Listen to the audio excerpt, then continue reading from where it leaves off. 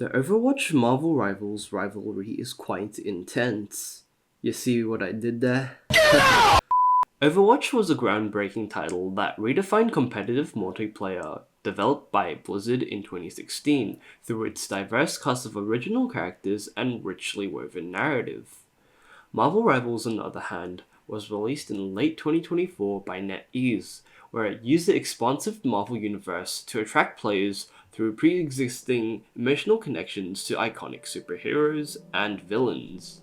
Today, let's analyze the rivalry between Overwatch and Marvel Rivals through their construction within the contexts.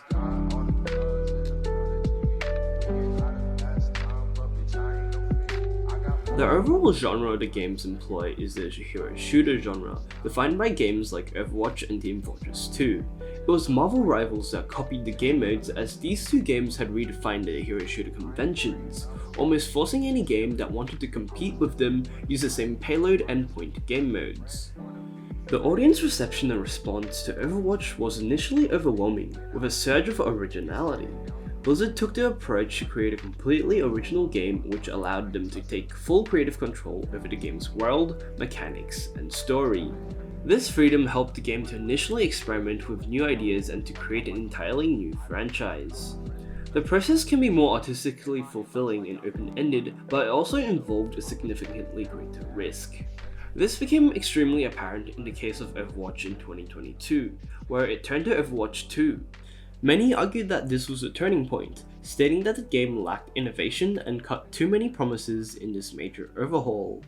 The issue with having such an original game was the risk and reward scheme, where each update could either boost or kill the game. By cutting PvE, removing loot boxes, and introducing new monetization methods, Blizzard took the gamble.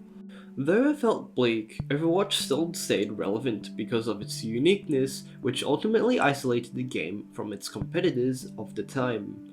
When Marvel Rivals finally came into the bigger picture, Blizzard took another gamble to revert some changes and to introduce new ones, such as the return of loot boxes, the introduction of perks, and the newly anticipated Stadium mode.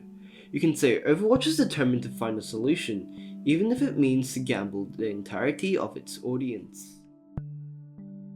Conversely, the late 2024 release of Marvel Rivals perfectly challenged the revival of Overwatch, releasing at a time where Overwatch was at its lowest. The reason Rivals became so successful is because it hinges on the exploitation of nostalgia and familiarity, a potent emotional driver that fosters attachment to familiar characters.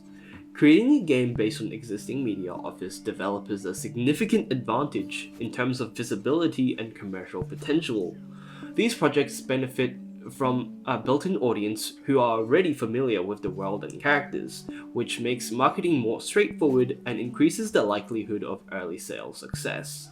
Investors and publishers also tend to support these games more readily due to their perceived lower risk.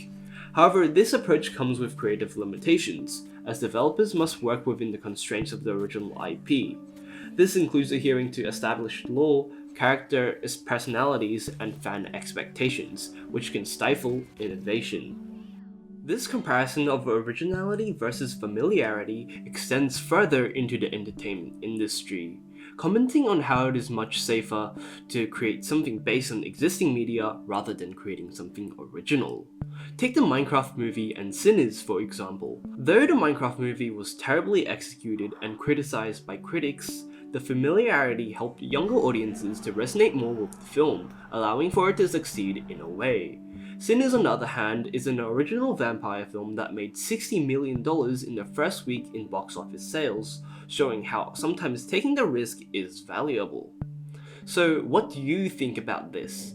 Do you prefer games and media that is completely original, or something that is more familiar to you? Let me know in the comments. Make sure to subscribe for more media analysis. Goodbye!